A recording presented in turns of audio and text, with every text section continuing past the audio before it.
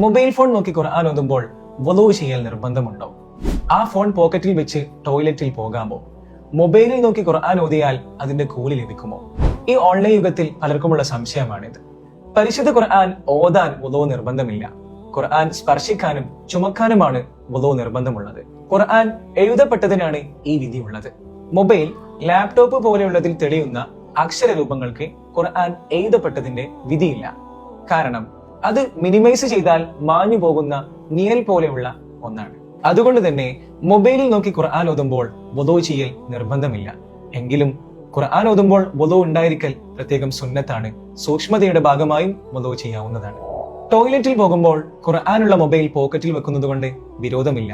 എങ്കിലും ഖുർആൻ ഓപ്പൺ ആയിട്ടുള്ള screen off ചെയ്യൽ നിർബന്ധമാണ്. മൊബൈലിൽ നോക്കി ഖുർആൻ ഓതുമ്പോൾ പ്രതിഫലം ലഭിക്കുമോ എന്നതാണ് മറ്റൊരു ചോദ്യം. അങ്ങനെ ഓതുമ്പോൾ ഖുർആൻ ഓതിയതിന്റെ പ്രതിഫലമാണ് ലഭിക്കുക, അല്ലാതെ ഖുർആനിൽ നോക്കി ഓതിയതിന്റെ പ്രതിഫലം ലഭിക്കുകയില്ല.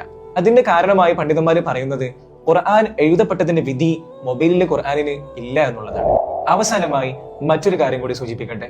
പരിശുദ്ധ ഖുർആൻ കയ്യിലെടുത്ത് വെച്ച് ഓതാൻ അവസരവും സാഹചര്യവും ഉണ്ടായിരിക്കെ മൊബൈലിൽ നോക്കി ഓതുന്ന പ്രവണത ഈ അടുത്ത കാലത്തായി അധികരിച്ചു വന്നിട്ടുണ്ട്. ആ ഒരു ശീലം നമ്മൾ മാറ്റിയെടുക്കുക തന്നെ വേണം.